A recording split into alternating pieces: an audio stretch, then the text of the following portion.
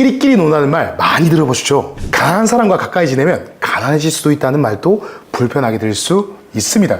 자, 실제로 이 말 듣자마자 기분이 팍 상하시는 분들도 계실 겁니다. 자, 저도 처음엔 거부감부터 들었는데요. 그런데 이 말이 전혀 근거 없는 말이 아니었습니다. 가난은 단순히 돈이 없는 상태가 아니라 가난한 사고방식과 습관이 반복되는 그 환경, 그것이 진짜 가난입니다. 그리고 가까운 사람의 삶의 방식은 내 일상에 생각보다 크게 영향을 줍니다. 저도 어릴 때 갖고 싶은 걸 못 가져본 경험이 많습니다. 그러다 보니 돈을 벌자마자 눌렸던 욕구가 한꺼번에 터져 나왔죠. 그게 부자처럼 보이기 위한 소비는 아니었고 오래된 불만족이 표출된 거였죠. 반대로 부자들은 그런 결핍 자체가 덜하니까 목표에 더 집중할 수 있다고 생각합니다. 그렇다고 그 소비가 무조건 나쁜 건 아닙니다. 지금 돌아보면 그것도 시행착오였고 인생의 값진 경험이었죠. 결국에는 누구와 함께하느냐가 오늘의 선택과 내일의 삶을 결정짓습니다. 실제로 부유한 사람들과 교류가 많은 사람들일수록 저축도 잘하고 재정 판단도 더 좋다고 하니까요. 그래서 오늘은 영업으로 성공하고 싶다면 절대로 가까이 지내면 안 되는 사람 3가지 유형의 사람들에 대해 얘기 나눠 보겠습니다. 반갑습니다. 당신의 손에 세일즈 마스터 키를 쥐어드릴 영업왕 마스터 양입니다. 자, 다시 본론으로 돌아와서 제품 설명, 고객 관리, 마케팅 다 잘하고 있는 것 같은데 성과가 안 나오시나요? 그 원인은 바로 지금 당신 옆에 있는 사람, 그 사람 때문일 수도 있습니다. 잔인하게 들리시나요? 자, 그래서 준비했습니다. 오늘의 주제는 가난을 전염시키는 유형 3가지입니다. 자, 가난을 전염시키는 유형 그 첫 번째는 사치스러운 유형입니다. 강한 사람들은 실제 부자가 되는 것보다 부자처럼 보이는 것에 더 집중하는 경향이 있습니다. 가난한데 사치스럽다? 의아하신가요? 오히려 가난한 사람들은 오랫동안 누리지 못했던 결핍과 이 불만족이 쌓여있기 때문에 조금만 돈이 생겨도 외형적 소비를 통해 심리적으로 공허함을 메우려는 경향이 있습니다. 명품 옷, 수입차, 고급식당 이런 소비는 타인의 시선을 통해 자신의 가치를 입증받으려는 시도이며 본질적으로는 나는 무능하지 않아, 난 무능하지 않다 라는 자기 확인의 표현이기도 합니다. 반대로 진짜 부자들은 외형보다 내실에 집중합니다. 외적으로 검소하고 겉보기엔 평범한 경우가 많으며 부를 축적하고 불리는데 더 큰 가치를 두는 거죠. 이는 삶의 무게중심이 이 보이는 것이 아니라 실제 성장에 있기 때문이죠. 결국 강한 사람이 부자처럼 보이려는 행동은 일시적인 만족은 줄 수 있어도 장기적으로는 자신의 경제적 자립을 가로막는 주요한 습관이 될 수밖에 없는 거죠. 이 가짜 부를 흉내내는 순간 진짜 부와는 멀어진다는 점을 기억해야 합니다. 자, 강한 사람들이 부자처럼 보이려는 경향은 여러 연구를 보면 계속해서 나타나는 현상인데요. 이 행동 경제학에서는 사람들이 돈 쓸 때 이성적인 판단보다 감정에 따라 돈을 쓴 경우가 훨씬 많다고 합니다. 특히 이 상대적 박탈감이라는 게 있는데요. 이는 심리학자 사무엘 스토퍼가 만든 개념으로 사람들이 실제로 가진 돈과 상관없이 남들보다 못하다고 느낄 때 더 돈을 많이 쓴다는 겁니다. 제가 운영하는 이 경영 컨설팅 회사 정책원에 들어왔던 직원 이야기인데요. 프라이버시를 위해 A팀장이라고 하겠습니다. A팀장은 고객과 계약을 하고 정책 지원금을 받은 후에 성과 수수를 받자마자 이 비싼 브랜드 정장을 맞추고 활부로 외차를 질렀습니다. 그리고 인스타그램에 늘 영앤리치 같이 사진을 찍어서 올렸죠. 본인은 고객에게 이 사람이 전문가구나라는 인상을 주려고 그랬다고 하더군요.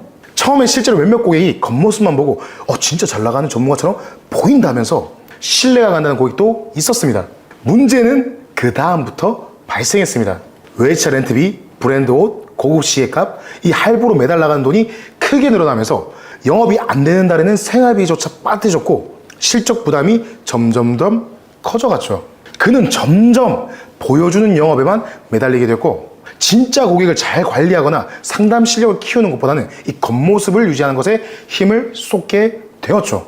결국 몇 달 뒤 그는 스스로도 지쳐버렸고 고객과의 관계도 약해졌으며 수익은 화려한 겉모습과 반대로 바닥을 쳤습니다. 이후 다행히 정신을 차린 A팀장은 돈 씀씀이를 다시 줄이고 새로운 마음을 거칠게 아닌 실력으로 고객의 문제를 해결해주는 이 경영 컨설턴트로 다시 거듭났습니다. 그리고 오래 남았기를 지나 2달 전부터 다시 실적이 오르기 시작했습니다.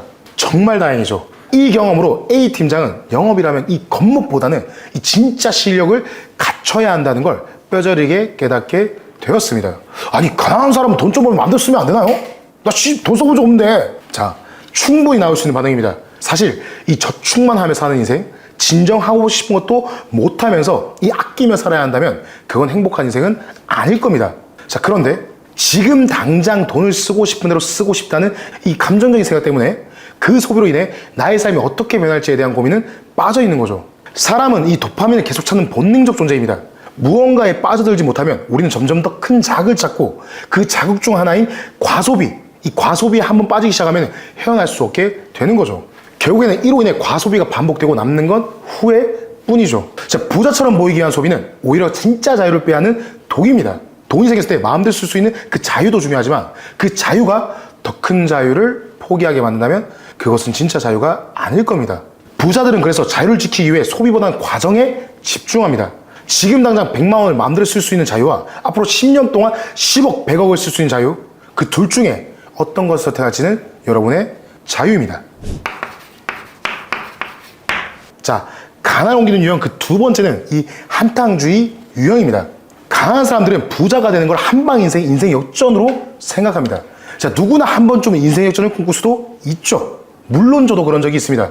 그런데 이게 심해지면 뭐가 문제냐면요. 누군가의 성공을 절대 곱게 받아들이지 못하고 저 새끼는 운이 좋은 거야. 사기쳤네. 저 새끼 집이 부모님 부자일 거야. 이런 말을 많이 하게 되는 거죠. 자, 그런데요. 부자들은 그 결과가 나오기까지 오랜 기간 어떤 노력을 했고 어떤 습관을 쌓았는지를 봐야 합니다. 이 한탕주의에 빠진 사람들의 생각이 삶 전체를 조급하게 만드는 거죠. 빨리 결과를 내야 한다고요. 수익이 안 나면 초조해하고 결국에는 포기합니다. 반대로 과정에 집중한 사람은 성장을 합니다. 지루해도 속도가 느려도 방향이 맞으니까 꾸준히 가는 겁니다. 결국에 삶을 바꾸는 건 특별한 한 방이 아니라 지루한 노력의 반복들이 모여서 이루어진다는 겁니다. 실제로 우리가 그 한 방을 노리는 생각이 얼마나 위험한지 보여주는 증거가 굉장히 많습니다. 강한 사람들은 이 로또 코인, 이걸로 대박난 사람들의 이야기 같은 극단적인 성공 이야기에 매달립니다. 그리고는 역시 인생은 한 방이야. 아, 나도 한 방만 잘 터지면 다 끝이야. 이렇게 생각하는 거죠. 자, 문제는요, 이 사람들이 그 결과 뒤에 어떤 과정이 있었는지는 보지 않는다는 데 있습니다. 미국의 억만장자 사업가이자 투자자인 마크 튜반도 이런 말을 했습니다. 내가 번 돈은 스스로 만든 행운에서 온 것이다. 즉, 행운조차도 스스로를 갈고 닦은 과정을 거친 사람만 가질 자격이 있다는 얘기입니다. 예전에 저에게 경영 컨설팅을 배웠던 비티먼의 이야기를 들려드리겠습니다. 오늘은 안 좋은 일을 들다 보니 프라이버시를 위해 계속 이니셜로만 이야기하게 되네요. 자, 비티먼은 한때 이 한 방에 인생이 바뀔 수 있다고 굳게 믿고 있었습니다. 동료 한 명이 처음에 일을 시작했을 때 정부 정책자금 지원으로 단 한 번에 수천만 원의 성과를 냈다는 이야기를 들었습니다. 비티먼은 그걸 보면서 나도 제대로 한 건만 잡으면 끝이다 라고 생각했고요. 내 고객의 문제를 해결해 주는 것보다 가능한 큰 금액의 자금을 승인받는 것에만 매달리기 시작했죠. 문제는 그 기회를 기다리다가 이 작은 상담과 고객 관리를 소홀히 하기 시작했죠. 그 사이 동료를 매일 조금씩 꾸준히 고객과의 미팅을 하고 의견을 듣고 쌓으며 성장을 이어갔고요. 몇 달 뒤엔 대부분의 팀원들은 B팀원보다 훨씬 튼튼한 매출 구조를 만들었습니다. 뒤늦게 그 차를 깨달은 B팀원은 전략을 바꾸게 되었죠. 더 이상 큰 건에만 매달리지 않고 작은 금액 고객에게도 정성을 다하고 매일 4건씩 미팅을 목표로 삼았습니다. 처음엔 느려 보였지만 그 습관이 3개월, 6개월이 쌓이자 이제는 고객들이 먼저 찾아오고 소개까지 이어지는 구조가 만들어졌습니다. 자, 이 이야기에서 중요한 건요. 이 한 방에 대한 기대가 오히려 실력을 쌓을 기회를 막고 있었다는 점입니다. 그리고 그 작은 과정을 반복한 사람이 결국 더 빠르게 성장하는 길을 만든다는 사실이죠. 아니, 인생 한 방으로 바뀐 사람도 많은데 왜 계속 귀찮게 또 짜증나게 꾸준히만 하라고 말씀하세요. 언제 되는데요, 그래서? 자, 물론 이렇게 말씀하시는 분들도 많을 겁니다. 실제로 유튜브 스타, 벤처 창업가, 주식 한 종목으로 인생을 바꾼 사람들의 이야기가 넘쳐납니다. 자, 그런데요, 우리가 놓치는 게 있습니다. 그 한 방, 진짜 우연으로 온 걸까요? 세계적으로 유명한 야구선수 오타니 쇼헤이 다들 아실 겁니다. 자, 오타니 선수는 어느 날 갑자기 스타가 된 게 절대 네버 아닙니다. 고등학생 때부터 이 목표 달성 시트를 써가면서 세세한 훈련 계획을 실천해왔고 식단, 수면, 훈련까지 철저히 관리해왔습니다. 무려 고등학교 때부터 해온 노력이 열매를 맺은 거죠. 즉 우리가 한방이라고 생각하는 대부분의 순간은요, 남들이 보지 못하는 수백 번의 작은 과정 위에 그 올라온 결과일 뿐입니다. 이 한방을 부정하는 게 절대 아닙니다. 다만 그 한방이었을 때 그걸 감당할 수 있는 사람은 과정을 통해 이미 준비된 사람이라는 겁니다. 기회는 누구에게 나올 수 있습니다. 하지만 그걸 잡을 실력과 내공은 준비한 사람만이 갖고 있습니다. 이 오타니 선수 이런 말을 한 적이 있습니다. 특별한 일이 일어나길 바라지 않는다. 평범한 일을 평범하지 않게 해내고 싶다. 자, 이 말은 그의 철저한 자기관리와 꾸준한 훈련 생각을 잘 보여줍니다. 절대 강한 사람들처럼 한 방을 노린 생각으로 살았다면 지금의 오타니는 존재하지 않을 겁니다. 그래서 결국에는요, 이 한 방을 치기 위해서 매일매일 성장하는 과정이 먼저입니다. 그래서 이 한 방만 노린 사람과 어울릴 때 가장 좋은 방법은 적당히 호응하고 절대 따지고 들지 않는 거죠. 왜냐고요? 설득하려고 해봤자 얻을 게 없을 겁니다. 친구야, 그건 아니다. 현실은 그렇지 않다. 이런 말 아무리 해봐야 그 사람은 듣지도 않을 뿐더러 오히려 관계만 멀어질 겁니다. 그냥 만나지 마십시오. 한 방을 노린 사람은 늘 기회를 이야기하지만 그 이야기 뒤에는 준비도 없고 책임도 없습니다. 그런 말에 한 번, 두 번 끌려다니다 보면 어느새 물들어 버릴 수밖에 없습니다. 결국 손해보는 거는 나 자신밖에 없다는 거죠. 자, 가난을 옮기는 유형 그 세 번째, 바로 고정 마인드 유형입니다. 사람이 성공하냐 마냐를 이 가르는 건요, 할 수 있다는 믿음이 있냐 없냐입니다. 자, 그것이 바로 성장 마인드예요. 이 성장 마인드를 가진 사람은요, 실력이 부족해도 지금은 안 되지만 하면 된다라는 태도로 움직입니다. 반대로 나는 원래 안 된 사람이라며 시도조차 정말 안 한 사람들이 요새 정말 많은데요, 이런 사람들의 마인드를 고정 마인드라고 합니다. 문제는 이런 차이가 단지 생각 차원에서 머무르지 않고 행동, 시간 투자, 도전의 범위까지 완전히 다르게 만든다는 겁니다. 성장 마인드 사람은 실패를 과정으로 보고 다시 도전하지만 고정 마인드의 사람은 실패를 자기 부정으로 받아들이고 그대로 멈춥니다. 그러면 어떻게 될까요? 차이는 극명하게 벌어질 수밖에 없습니다. 결국에는 능력보다 믿음의 힘이 인생 방향을 결정짓게 됩니다. 스탠퍼드 대학의 캐롤 드웩 교수가 수천 명을 연구해서 내린 연구 결과를 보면은 성공한 사람들은 공통적으로 능력을 타고나는 게 아니라 개발 가능한 것이라고 믿습니다. 결국 이 난 안 돼, 나 안 돼, 나 힘들어, 이런 사람 곁에 오래 있다 보면은 나도 언젠가 그냥 이렇게 사는 거지 라고 말하게 될 겁니다. 반대로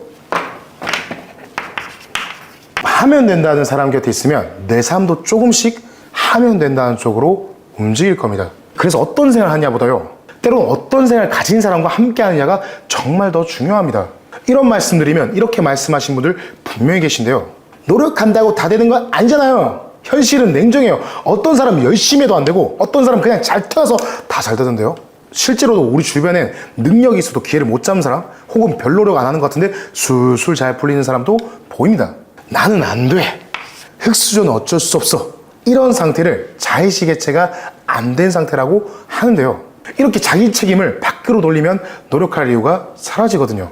그게 더 마음이 편해지니까 그게 습관이 되는 거죠. 안 해도 되니까요. 문제는 그게 편한 만큼 성장도 멈춘다는 점입니다. 성장 마인드는 단순히 노력만 하면 된다 라는 말이 아닙니다. 부모의 환경, 재능, 이거 못 바꿉니다.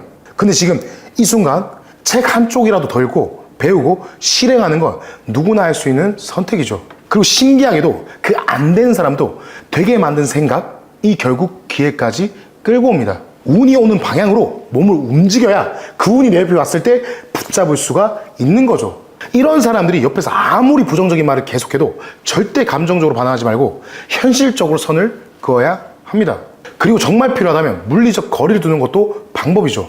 자, 오늘 말씀드린 이 가까이 하면 가난을 옮기는 유형의 이 사람들이 주변에 없으신가요? 미국의 투자자이자 이 사업가 그리고 세계적인 베스트셀러 부자 아빠 가난 아빠를 쓴 로버트 기요사키는 단순히 돈을 많이 버는 법이 아니라 부를 유지하고 성장시키는 이 생각하는 방식의 기반에 대해 말합니다. 그가 강조한 핵심은 이겁니다. 부는 숫자가 아니라 태도의 문제라는 것. 그리고 이 태도는 혼자 만들어지는 게 아니라 함께 어울리는 사람들 속에서 형성된다는 사실이죠. 그래서 로버트 기요사키는 말합니다. 진짜 부자가 되고 싶다면 지금 당장 돈 많은 사람을 쫓기보다는 돈을 어떻게 바라보는지 아는 사람, 그 사람 곁에 머물러라. 결국 누구와 어울리냐가 당신의 오늘을 만들고 그 오늘이 쌓여 미래의 부가 만들어지는 거죠. 자, 오늘은 가까이 두지 말아야 할 강한 사람의 특징을 알아봤는데요. 이 강한 사람을 멀리하는 것도 중요하지만 혹시라도 자신이 그런 사람 아닌지 한번 되돌아보시고 오늘부터 누군가 곁에 있다면 에너지를 주는 사람이 되시길 바라겠습니다. 만약에 여러분들이 좋은 멘토가 필요하다면 아래에 고정 댓글에 있는 영상을 참고해 주시길 바랍니다. 자, 힘차게 마무리해 보겠습니다. 네버기버! 당신의 손에 세일즈의 마스터키를 쥐어드릴 영업왕 마스터 양이었습니다. 감사합니다.